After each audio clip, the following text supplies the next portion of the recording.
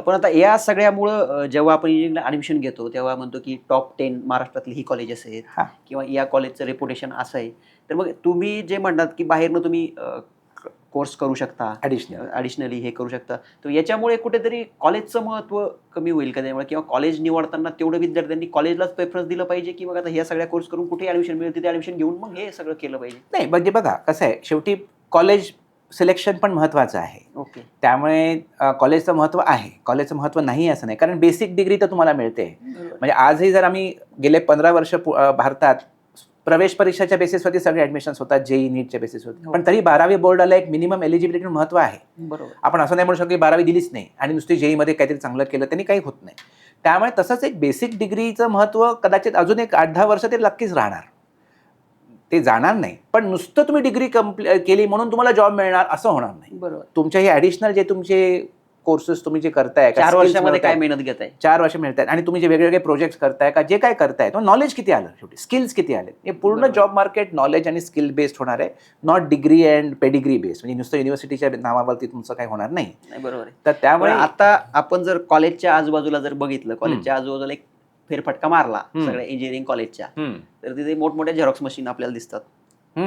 आणि तिथे सगळे मागच्या वर्षीच्या मुलांचे Projects. किंवा इतर मुलांचे प्रोजेक्ट्स असतात. हा. तर ती मुलं सर्रास कॉपी करतात, हो. ते कॉलेजला सबमिट करतात हो. आणि ते सगळं संपून जातं. म्हणून- तर या सगळ्या विद्यार्थ्यांसाठी कुठे हा आता धक्का असेल किंवा धक्का या असेल, कारण विद्यार्थ्यांसाठी तुम्ही कुठेतरी आज असेल. हळूहळू ही HR डिपार्टमेंट जे सगळ्या कंपनीजमध्ये आहेत, त्यांना तर क्लिअर ब्रीफ आहे ना त्यांच्या बॉसेसहून, की बाबा बरोबर. आम्हाला अशी योग्य कॅन्डिडेट्स निवडा तुम्ही जे आपल्या कंपनीला पुढे प्रोडक्टिव्हिटी वाढवतील आणि आपल्याला प्रॉफिटमध्ये आणतील. It's very clear game of profit. It's a complete business. त्यामुळे मग अशा सिच्युएशनमध्ये त्यांना ती स्किल्स पाहिजेत. तरी कुठेतरी झेरॉक्स मशीन कॉपी केलं काय किंवा चॅट जीपीटी वापरून काय परीक्षा क्लिअर केल्या काय किंवा कुठला पेपर लीक झाला म्हणून तुम्हाला मार्क जास्त मिळाले काय, अशा गोष्टींमुळे तुम्ही इंटरव्ह्यूमध्ये उत्तरच देऊ शकणार नाही. बरोबर. म्हणजे इंटरव्ह्यूमध्ये तुम्ही कुठला झेरॉक्स मशीन आणणार आहे किंवा कुठल्या मित्राला कॉन्टॅक्ट करणार आहे का कुठला चॅट जीपीटी त्यांच्या इंटरव्ह्यूसमोर मागवणार.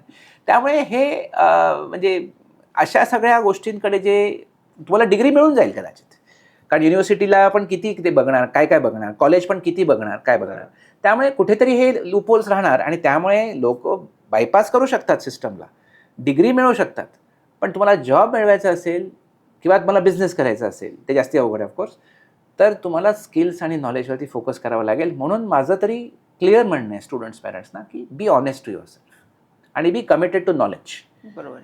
आणि ते तुम्ही जर नसाल, नुसतं जे काय डिग्री आणि काय काय काय काय जे टोकनिझमवरती तुम्ही अडकलात, तर पुढे मग बेरोजगारी समोर आहे. बरोबर. इतरांना फसवू शकता, स्वतःला नाही फसवू शकता. स्वतःला नाही फसवू शकत स्वतःला ना. तुम्ही ते हे केलं पाहिजे, प्रूव्ह हां. केलं पाहिजे की नाही बाबा आता मी कारण ते करू प्रूव्ह शकतो. करावं लागणार आहे तुम्हाला. बरोबर आहे. अशाच तज्ज्ञांच्या समोर प्रूव्ह करावं लागणार आहे इंटरव्ह्यूमध्ये का इकडे तिकडे कुठेतरी, जिथे तुम्हाला येतं तर येतं, नाही येतं नाही येत. बरोबर. त्याचा तुम्ही कुठे काय म्हणजे हे कसं करू शकता तुम्ही, त्याचं एक सोंग कसं आणू शकता. बरोबर. आता जे काही अनेक मध्यंतरी आम्ही बातम्या ऐकल्या, तुम्ही स्वतः IIT मधनं आहात, मुंबई IIT मध्ये तुम्ही होतात. तर सध्या जे आहे की IITच्या प्लेसमेंट पण कमी झाल्यात. हे खरं आहे का? आणि त्याची कारणं काय आहेत? कमी झाल्यात. म्हणजे गेल्या वर्षी 26% काहीतरी जॉब्स नव्हते IIT बॉम्बेमध्ये. यावर्षी काहीतरी 32% आहे असा मला आकडा आला होता. बॉम्बे IITची ही परिस्थिती असेल तर बाकीच्या IITचं समजून घ्यायला पाहिजे सगळ्यांनी. Triple IIT IIT Bombay India's best कॉलेजमध्ये जर अशी सिच्युएशन असेल, तर मग बाकीकडे पण ही परिस्थिती अजून गंभीर असणार आहे. बरोबर. हे साहजिक आहे आणि तसंच आहे.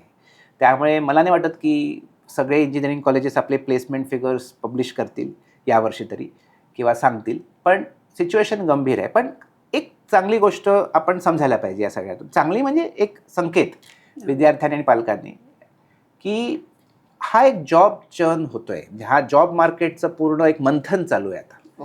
आणि जेव्हा मंथन चालू असतं तेव्हा पहिलं तर विषच बाहेर येतं आणि मगच अमृत येतं. बरोबर. त्यामुळे एक 2-3 वर्षानंतर जेव्हा जॉब मार्केट स्टेबिलाईज होईल, कुठले स्किल्स महत्त्वाचे, कुठले स्किल्स कालबाह्य झालेले आहेत ह्याची क्लॅरिटी येईल. तुम्ही त्याची वाट न बघता आतापासून ते स्किल्स बेसिकली ते डेव्हलप करण्यासाठी तुम्ही प्रयत्न केलात. आणि दिसतंय ना, AI/ML is going to be trending, robotics is going to be trending, energy environmental engineering is going to be trending, material science is going to be trending.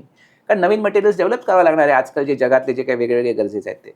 Bio based engineering is going to be trending. ह्या 5 सेक्टर्समध्ये तुम्ही कुठेही कुठल्या इंजिनिअरिंगची connect करून जर गेलात तर तुम्ही, आणि कोर इंजिनिअरिंग घ्यायला पाहिजे सध्या तरी. आणि त्याचबरोबर हे ऑनलाईन प्लॅटफॉर्म्सहून हे केलं तर व्हेरी स्ट्रॉंग कॉम्बिनेशन आहे तुमचं. म्हणजे कोर इंजिनिअरिंगमध्ये आता तुम्ही जे 4-5 फील्ड सांगितले ह्याच हे सरांचे- रिसर्च आणि इनोव्हेशनसाठी म्हणजे ट्रेंडिंग आहेत. म्हणजे ह्याच्यामध्ये तुम्ही पुढे स्पेशलायझेशन करू शकता. या 5मध्ये स्पेशलायझेशन जर केलं, 4th इयरमध्ये करा इलेक्टिव्ह घेऊन, किंवा तुम्ही त्याच्यामधला डेडिकेटेड इंजिनिअरिंग ब्रांचेस घ्या तर चालेल. आता तुम्ही कसं कनेक्ट करू शकतात, एआयला कम्प्युटर सायन्सशी IT शी कनेक्ट करू शकता, किंवा या ऑनलाईन प्लॅटफॉर्मचे कोर्स करून AIML मध्ये काहीतरी करू शकता. ओके. रोबोटिक्स म्हणजे क्रॉसओव्हर फील्ड आहे, मेकाट्रॉनिक फील्ड आहे. म्हणजे इंजिनिअरिंग, इलेक्ट्रॉनिक्स इंजिनिअरिंग आणि मेकॅनिकल इंजिनिअरिंगचा क्रॉसओव्हर आहे. तुम्ही मेकॅनिकलने पण रोबोटिक्सला जाऊ शकता, इलेक्ट्रॉनिक्सने पण जाऊ शकता, किंवा इलेक्ट्रिकल इंजिनिअरिंगने पण जाऊ शकता. बरोबर. मग तुम्ही आता मटेरियल सायन्स बघितलं तर metallurgical and material science engineering हा डायरेक्ट कोर्स तिथपर्यंत जातो. पण नुसतं ग्रॅज्युएशनपर्यंत थांबायचं नाही तिथे. मटेरियल सायन्स करायचं असेल तर PhD पर्यंत जर करायला तर तुम्हाला सॉलिड स्कोप आहे. बरोबर. पण तुम्हाला नुसतं जर ग्रॅज्युएशन करून जॉब पाहिजे मटेरियल सायन्स इंजिनिअरिंग म्हटलं तर कदाचित नसणार. बरोबर. त्यामुळे जो मटेरियल सायन्सकडे वळेल आणि त्याचं केमिस्ट्री चांगलं आहे त्यांनी मटेरियल सायन्सकडे वळावं, आणि अशा विद्यार्थ्यांनी लॉंग टर्म दृष्टिकोन घेऊन करावं.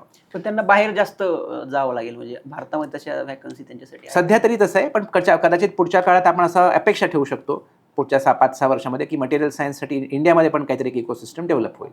एन्व्हायरमेंटल आणि इंजिनिअरिंगमध्ये केमिकल इंजिनिअरिंग किंवा सिव्हिल इंजिनिअरिंग जाऊ शकता हे, आणि पण इलेक्ट्रिकल इंजिनिअरिंग पण एनर्जी इंजिनिअरिंगशी कनेक्टेड आहे. त्यामुळे हे सगळे ट्रेंडिंग फील्ड्स आहेत आणि हे बेसिक आपले कोर इंजिनिअरिंगनेच कनेक्ट करतात ह्या सगळ्या. बरोबर आहे. मग बायो इंजिनिअरिंग तुम्ही बायोटेक इंजिनिअरिंग किंवा केमिकल इंजिनिअरिंग तुम्ही बायोटेकमध्ये जाऊ शकता. सो असे बरेच गोष्टी आहेत. त्यामुळे कोर इंजिनिअरिंग खरं घ्यायला पाहिजे. आणि मी हे जे कट ऑफ जेव्हा बघतो गेले 2-3 वर्षापासून पण मी बघतोय, आणि यावर्षी आता बघूया आता कसं काय येतात चित्र, पण मला फार काही वेगळं चित्र अपेक्षित नाही आहे. तर सगळेच कम्प्युटर सायन्स बरोबर. सगळंच गेल्या वर्षीत, आणि काय बघतात गेल्या वर्षी जो कट ऑफ हाय होता कदाचित ते चांगलं असेल, बरोबर आहे. किंवा हे कॉलेज चांगलं असेल कारण त्याचा कट ऑफ गेल्या वर्षी चांगला होता. पण गेल्या वर्षी त्या मुलांनी कसं ठरवलं, त्यांनी त्याच्या आदल्या वर्षी विचार केला होता. म्हणजे हे काय म्हणतात त्याला, हर्ड मेंटॅलिटी, भेडचाल म्हणतात त्याला. म्हणजे ह्याला काही स्वतःचं ॲप्लिकेशन ऑफ माइंड न करता खरं काय पुढे होणार आहे आणि माझ्यासाठी काय योग्य आहे हे न बघता, आणि जे JEEचा अभ्यास केला किंवा CETचा अभ्यास केला 11वी-12वीमध्ये, त्याच्यामध्ये कुठले विषय मला मॅथ्स फिजिक्स केमिस्ट्रीमध्ये आवडले, कुठले चॅप्टर्स आवडले नाही आवडले, त्या बेसिसवरती पण इंजिनिअरिंगचं निवड करता येते. पण असं काही कोण विचार करत नाही, आणि मग त्याच्यामुळे सगळं ते गफलत होते आणि मग काहीतरी चुकीचा विचार होतो.